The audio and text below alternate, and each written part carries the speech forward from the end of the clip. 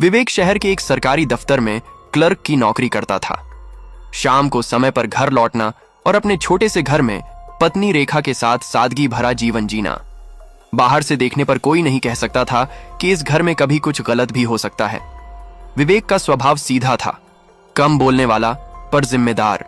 रेखा उससे बिल्कुल उलट, तेज तर्रार और महत्वाकांक्षी। उसे हमेशा लगता कि विवेक में कुछ कमी है, कुछ ऐसा जो उसके सपनों को पूरा नहीं कर सकता। शुरुआती सालों में सब सामान्य रहा। शादी को 5 साल हो चुके थे। उनके बीच बच्चों का न होना भी एक विषय था जो अक्सर उनके बीच दीवार बन जाता था। विवेक कोशिश करता, रेखा को डॉक्टर के पास ले जाता, पर रेखा हर बार उसकी कोशिशों को बेकार कहकर टाल देती। धीरे धीरे बातों में झुंझलाहट आने लगी। रेखा अक्सर कहती कि विवेक में कोई जोश नहीं। उसे लगता कि उसका जीवन एक पुराने पन्ने पर अटक गया है। एक दिन ऑफिस से लौटते हुए विवेक ने देखा कि रेखा बालकनी में मोबाइल पर हंसते हुए बात कर रही थी। उसने गौर नहीं किया, ना ही उसने कुछ पूछा, बस हल्का सा मुस्कुराकर अंदर चला गया।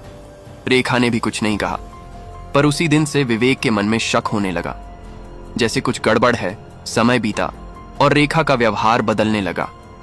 अब वो छोटी छोटी बातों में गुस्सा करती, देर रात तक मोबाइल पर लगी रहती और सुबह थकी हुई सी लगती। जब विवेक पूछता, सब ठीक है ना, तो वो बस ठंडी निगाह से कह देती, हाँ सब ठीक है, बस नींद नहीं आई। विवेक समझ रहा था कि कुछ गलत चल रहा है, लेकिन वो उस शक को अपने भीतर दबाए हुए था। उसे डर था कि कहीं उसका विश्वास ही टूट न जाए। एक शाम ऑफिस से लौटते हुए विवेक के हाथ में कुछ सामान था। उसने रेखा के लिए एक नया दुपट्टा खरीदा था। जब वो घर पहुंचा, दरवाजा खुला था, लेकिन घर खाली। उसने आवाज लगाई, रेखा। कोई जवाब नहीं। कमरे में देख पर रेखा कहीं नहीं थी। उसके दिल में हल्की बेचैनी उठी। उसने सोचा शायद पास की दुकान या पड़ोस में गई हो। पर जब 1 घंटा बीत गया और रेखा नहीं लौटी, तो उसने फोन मिलाया। Phone switch off. रात गहरी होती गई। विवेक खिड़की के पास बैठा रहा, बिना खाए, बिना बोले। हर बार जब गली में किसी वाहन की आवाज आती, उसका दिल धड़क उठता कि शायद रेखा लौट आई, लेकिन वो नहीं आई। सुबह जब उसने पड़ोसी से पूछा, तो किसी ने बताया कि कल शाम एक कार आई थी और रेखा किसी आदमी के साथ उसमें बैठकर चली गई थी। उसकी आंखों के सामने जैसे अंधेरा छा गया। वो अंदर कमरे में गया। सब कुछ वैसा ही था, पर माहौल बदल गया था। अलमारी खोली। रेखा के कुछ कपड़े, कुछ गहने गायब थे। उसने समझ लिया, रेखा चली गई, किसी के साथ। उस रात विवेक ने कुछ नहीं कहा, किसी को फोन नहीं किया, बस चुपचाप बैठा रहा। उसके भीतर सवालों का तूफान था। क्या मेरी गलती थी? क्या मैंने उसे कम प्यार दिया? क्या उसे कभी समझ नहीं पाया? लेकिन जवाब किसी के पास नहीं था। अगले दिन उसने थाने जाकर रेखा की गुमशुदगी की रिपोर्ट लिखवाई, पर जैसे जैसे पूछताछ हुई, पुलिस वालों की नजरों में वो गायब पत्नी नहीं, भागी हुई औरत लगने लगी। एक ने कहा, शायद किसी के साथ चली गई होगी साहब। विवेक ने सिर झुका लिया। उसके पास अब कुछ कहने को नहीं था। दिन बीतते गए, हफ्ते निकल गए, रेखा की कोई खबर नहीं। विवेक ने धीरे धीरे काम पर जाना शुरू किया, पर अब वो वह आदमी नहीं था। उसकी मुस्कान खो चुकी थी। घर अब घर नहीं, एक खाली खोल बन चुका था। लेकिन एक दिन अचानक शाम को जब वह ऑफिस से लौटा, तो उसके दरवाजे पर एक लिफाफा रखा मिला। उसने उठाया, खोला। अंदर सिर्फ एक छोटा सा कागज था। उस पर रेखा की लिखावट में सिर्फ 3 लाइनें थीं। मैं अपनी जिंदगी अपने तरीके से जीना चाहती हूं, मुझे मत ढूंढना, तुम्हारी सादगी अब दम घोंटती है। विवेक उस नोट को देर तक देखता रहा, फिर उसने उसे मोड़कर मेज पर रख दिया। बिना कुछ कहे वो कमरे में गया और खिड़की से बाहर झांकने लगा। नीचे की सड़क पर गाड़ियां भाग रही थीं, जैसे सब अपनी मंजिल पर जा रही हों। सिर्फ उसकी मंजिल खो गई थी। रात भर वो जागता रहा। सुबह जब सूरज की किरणें कमरे में पड़ी, तो उसके मन में सिर्फ एक बात थी, क्यों? आखिर उसने ऐसा क्यों किया? कुछ दिन बाद उसके फोन की घंटी लगातार बज रही थी। विवेक कुछ देर तक उसे देखता रहा, जैसे तय नहीं कर पा रहा हो कि उठाए या नहीं। लेकिन आखिरकार उसने कॉल रिसीव कर ली। दूसरी तरफ एक गहरी आवाज थी, रेखा अब तुम्हारी जिंदगी से जा चुकी है विवेक, उसे परेशान मत करना। विवेक कुछ नहीं बोल पाया। उसकी सांसें तेज हो गईं। उसने सिर्फ इतना पूछा, तुम कौन हो? लेकिन उधर से बस एक हल्की हंसी आई और कॉल कट गया।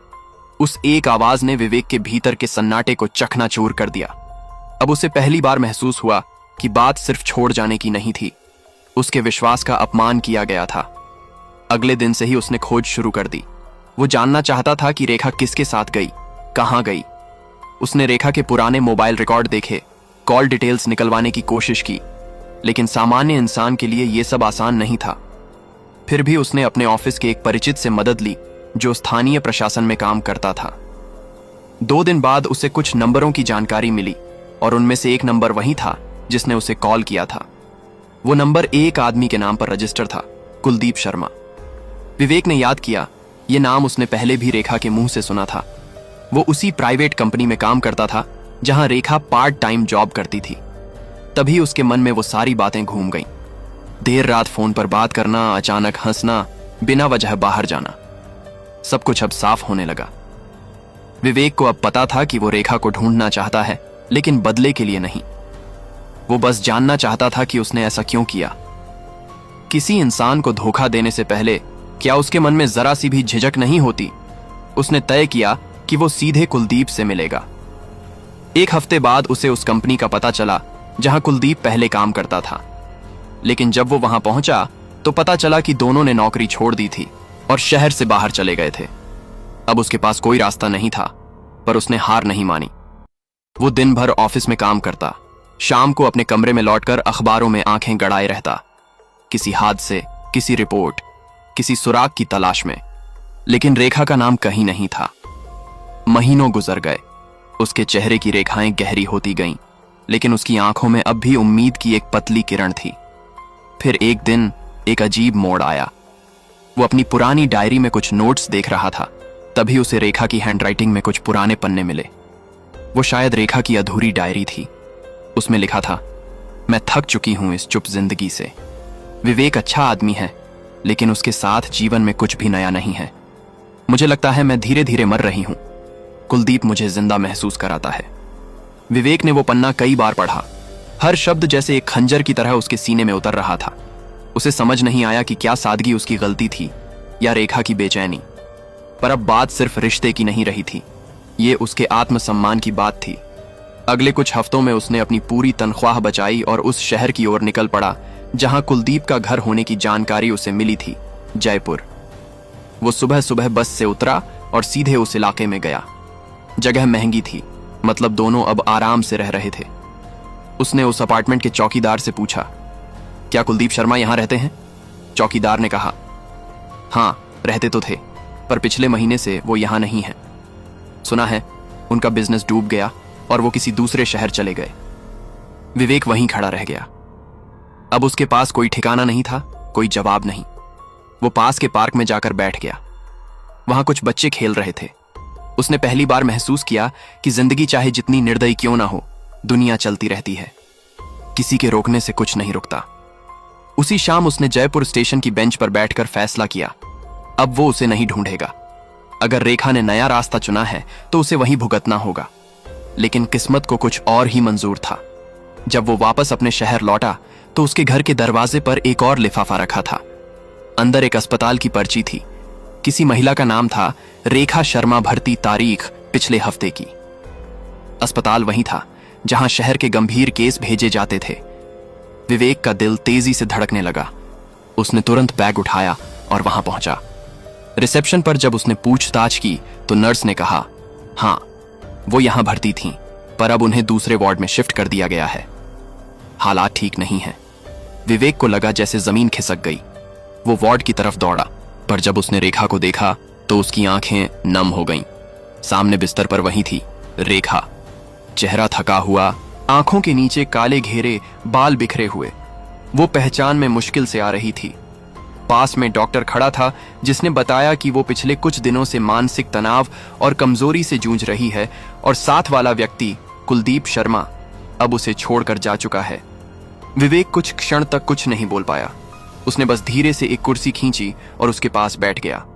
रेखा की आंखें आधी खुली थीं। उसने धीमे से देखा और जैसे पहचानने की कोशिश की। होंठ हिले और बहुत धीमी आवाज में सिर्फ इतना कहा, विवेक तुम। विवेक ने कुछ नहीं कहा, बस सिर झुका लिया। उसके दिल में न गुस्सा था न बदला, सिर्फ एक दर्द था जो शब्दों से बड़ा था। और फिर उसी रात रेखा ने धीरे धीरे अपनी आंखें बंद कर लीं, लेकिन कहानी वहीं खत्म नहीं हुई, क्योंकि अगले दिन अस्पताल के रिकॉर्ड में जो नाम लिखा था उसने सबको चौंका दिया। वो नाम था रेखा शर्मा उर्फ रेखा वर्मा, और उस वर्मा नाम से जुड़ा एक और चेहरा विवेक के सामने आने वाला था, जो इस धोखे की असली जड़ था। अस्पताल के कागजों में लिखा नाम रेखा शर्मा उर्फ रेखा वर्मा विवेक के जहन में गूंजता रहा। उसने उस पर्ची को कई बार देखा, पर विश्वास नहीं हुआ कि रेखा ने अपनी पहचान तक बदल दी थी। वर्मा कौन था? अगर कुलदीप उसे छोड़ गया था तो अब यह नया नाम किसकी कहानी कह रहा था? वो तुरंत अस्पताल के रिकॉर्ड विभाग में गया। वहां से उसे पता चला कि रेखा को जिस आदमी ने भर्ती कराया था उसका नाम राकेश वर्मा था। उसी ने पैसे जमा करवाए, पर उसके बाद से वो दोबारा नहीं लौटा। डॉक्टरों के अनुसार रेखा को तेज बुखार, मानसिक तनाव और भूख न लगने की समस्या थी। उन्होंने कहा कि वो कई दिनों तक बिना खाए पिए रह रही थी। विवेक को भीतर से झटका लगा। उसे एहसास हुआ कि शायद रेखा किसी और के धोखे में फंसी थी। वो जिसे प्यार समझ बैठी थी, शायद वही उसे तोड़ गया। एक पल को उसके भीतर गुस्सा उठा, पर अगले ही क्षण उसने उस औरत की ओर देखा जो अस्पताल के बिस्तर पर अपनी ही जिंदगी से हार चुकी थी। रेखा अब कुछ बोल नहीं पा रही थी। डॉक्टरों ने कहा कि उसका शरीर धीरे धीरे जवाब दे रहा है, पर मानसिक रूप से वो अब भी किसी गहरे सदमे में है। विवेक उसके पास बैठा रहा, बिना किसी उम्मीद के। वो नहीं जानता था कि उसे माफ करना चाहिए या नहीं, पर शायद किसी टूटे हुए इंसान को कोसना भी पाप होता है। कुछ दिन बाद रेखा की तबीयत थोड़ी संभली। उसने धीरे धीरे आंखें खोलीं और विवेक की तरफ देखा। कुछ पल तक दोनों एक दूसरे को देखते रहे। फिर बहुत धीमी आवाज में उसने कहा, मैंने गलती की विवेक। मुझे लगा था जिंदगी कहीं और बेहतर होगी, लेकिन मैं गलत थी। विवेक ने सिर झुका लिया। उसके गले से शब्द नहीं निकले। वो बस इतना बोला, अब कुछ मत सोचो, बस आराम करो। रेखा ने आंसू भरी आंखों से देखा। मैं लौटना चाहती थी, पर तब तक देर हो चुकी थी। कुलदीप मुझे छोड़ गया। फिर राकेश मिला। उसने कहा नया बिजनेस शुरू करेगा। मैंने उस पर भरोसा किया, पर उसने सब कुछ बेच दिया और भाग गया। मैं अकेली रह गई। विवेक बस सुनता रहा।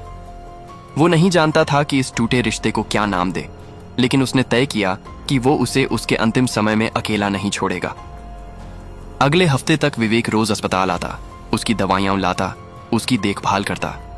डॉक्टर भी हैरान थे, आपके रिश्ते इतने खराब थे, फिर भी आप उसकी सेवा कर रहे हैं। विवेक बस मुस्कुरा देता, कभी ये मेरी पत्नी थी, अब बस एक इंसान है जिसे मदद की जरूरत है। धीरे धीरे रेखा ठीक होने लगी थी। वो कई बार बोलने की कोशिश करती, माफी मांगती, लेकिन विवेक हर बार उसे चुप करा देता। एक दिन उसने कहा, विवेक, क्या तुम मुझे माफ कर दोगे? विवेक ने उसकी ओर देखा और कहा, माफी तो उन लोगों के लिए होती है जो गलती मानते हैं। तुमने अब वो कर लिया है, बस अब अपने मन को शांत करो। लेकिन किस्मत ने शायद दोनों को आखिरी बार मिलाने का ही इरादा किया था। 2 दिन बाद रात में रेखा को अचानक सांस लेने में तकलीफ हुई। डॉक्टरों ने बहुत कोशिश की, लेकिन सुबह होते होते उसकी नब्ज थम गई। विवेक के सामने उसका चेहरा शांत था, जैसे कोई बोझ उतर गया हो। उसने धीरे से उसके सिर पर हाथ फेरा और पहली बार उसके होंठों से एक आह निकली। काश तुम थोड़ी देर और रुक जाती, ताकि मैं कह पाता, मैंने तुम्हें माफ कर दिया। अस्पताल की औपचारिकताओं के बाद विवेक ने रेखा का अंतिम संस्कार किया। कोई और वहां नहीं था, न राकेश न कुलदीप, बस वो अकेला। उसने राख उठाई और चुपचाप नदी में बहा दी। उसके चेहरे पर कोई आंसू नहीं थे, बस एक अजीब सी स्थिरता थी। उसके बाद वो अपने पुराने घर लौटा। वहां सब कुछ वैसा ही था। उसने रेखा के पुराने पत्र, तस्वीरें और वो छोटा दुपट्टा जिसे उसने कभी उसके लिए खरीदा था, एक लकड़ी के बक्से में रख दिया। फिर उसने उसे ताले में बंद किया और खिड़की से बाहर देखा। जीवन अब पहले जैसा नहीं था। उसने अपना ट्रांसफर किसी दूसरे शहर में करवा लिया। वहां उसने खुद को सामाजिक कार्यों में लगा दिया। गरीब बच्चों की शिक्षा, विधवा महिलाओं की मदद। शायद यही उसका रास्ता था, जो किसी अधूरे रिश्ते से जन्म लेकर दूसरों की उम्मीद बन गया था। कभी कभी रात को जब वो अकेला बैठता तो उसे रेखा का चेहरा याद आता। न गुस्सा होता, न दर्द, बस एक हल्की मुस्कान। उसे अब समझ आ गया था कि कुछ रिश्ते निभाने के लिए नहीं होते, बल्कि सिखाने के लिए होते हैं कि विश्वास अगर टूटे तो इंसान को खुद को नहीं तोड़ना चाहिए। वो जानता था कि रेखा ने उसे धोखा दिया, पर उसने उस धोखे को जहर नहीं, सबक बना लिया। उसने अपने भीतर से नफरत निकाल दी और शायद यही उसका असली जीत था। कई सालों बाद जब एक अखबार में सामाजिक कार्यकर्ता विवेक शर्मा का नाम छपा तो लोग उसकी कहानी नहीं जानते थे।